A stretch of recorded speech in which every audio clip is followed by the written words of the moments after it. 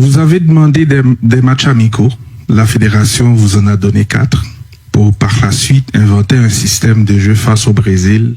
Journaliste n'a pas mettre parole dans la bouche, il était arrivé sensationné question là envers entraîneur sélection haïtienne Sébastien Milien pour te dire que yon match en face pays Brésil, équipe qui paraît plus difficile pour lui dans pour là et rive joindre Isidore Lenny Joseph Souban.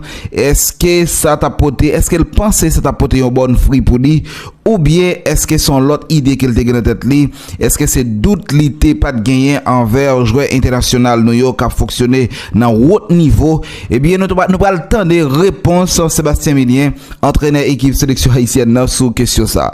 Moi tellement mais façon que journaliste premier journaliste a posé et Sébastien Milien a discours après match contre pays Écosse là et bien journaliste a été arrivé directement et dans solution problème.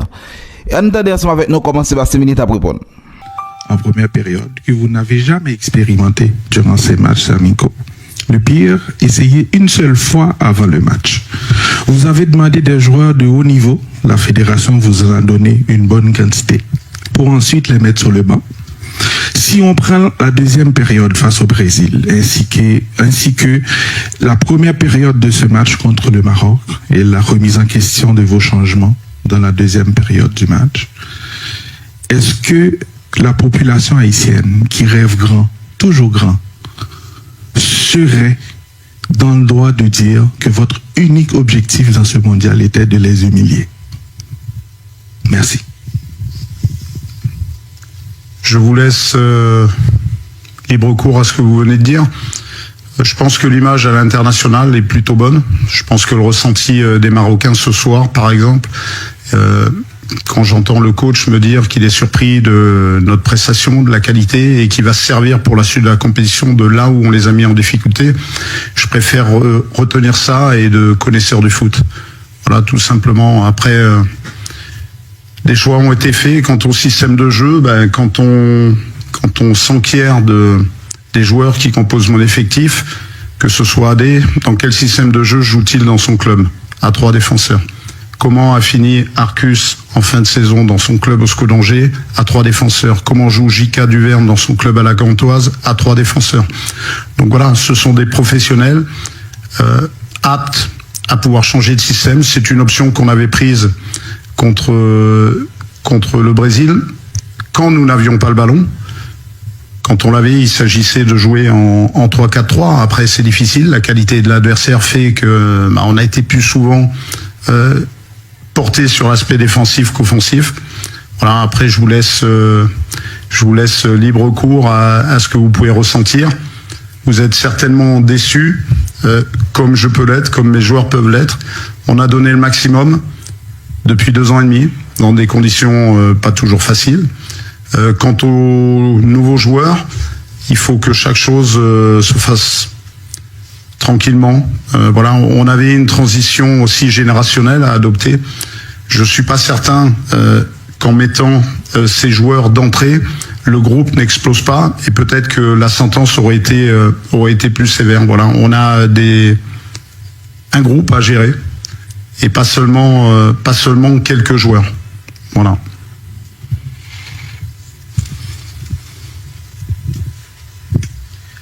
Bonjour coach, Nasreddin Nasri, la Nouvelle Tribune à Canal+. Alors je vais pas être d'accord avec mon collègue à ma droite. En tout cas, moi je trouve que vous avez proposé une très belle prestation pour être fier de vous. D'ailleurs, on a été agréablement surpris. Comment vous expliquez cette entame de match incroyable? Et je voulais revenir hier sur une déclaration que vous avez eue. Vous avez dit je ne suis jamais allé à Haïti. Est-ce que vous me confirmez ça? Et pourquoi vous n'êtes jamais allé au pays? C'est une question toute simple qu'on veut comprendre. Merci. Je ne suis jamais allé à Haïti, c'est ma 10e sélection. Et c'est la première fois que ça m'arrive, malheureusement pour des conditions que tout le monde connaît au niveau sécuritaire. Les moments où peut-être il y aurait eu une fenêtre pour le faire, le championnat a été arrêté, donc c'était pas le bon moment.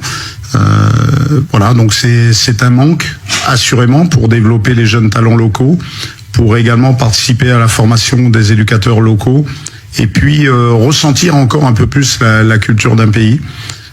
Voilà, donc on essaye de s'en imprégner différemment au contact de mon staff, aussi haïtien, au contact des joueurs. quand je les ai lors des dates FIFA. C'est un manque. On s'est d'ailleurs qualifié sans jouer aucun match à domicile, ce qui n'est pas commun. Voilà. Après, merci pour les commentaires élogieux sur mon équipe.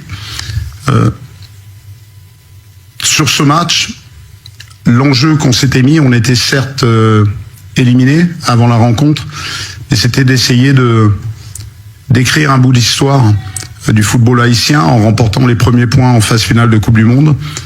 On n'a pas été loin de le faire.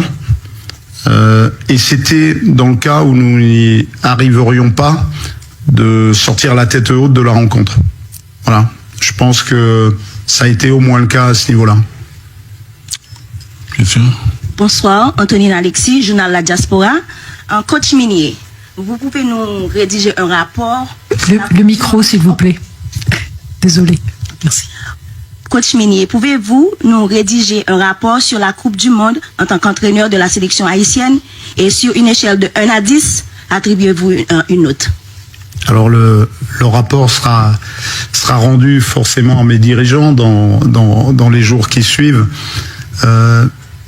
Une note de 1 à 10, évidemment en termes de résultats, elle sera en dessous de la moyenne, puisque nous n'avons pas réussi à marquer ce premier point en phase finale de Coupe du Monde et à accéder au 16e de finale. En termes d'image, je pense qu'on a permis, pendant une fenêtre de quelques jours, que l'on parle d'Haïti en termes positifs et élogieux, à l'image de la prestation de ce soir. Donc là, je pense qu'on est dans une note au-dessus de la moyenne à ce niveau-là.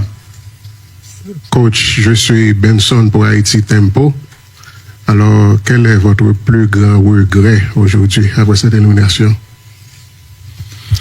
Le plus grand regret, c'est de ne pas avoir pris les points sur le premier match, parce que ça aurait pu changer beaucoup de choses. On aurait été encore en course sur celui-ci. Voilà.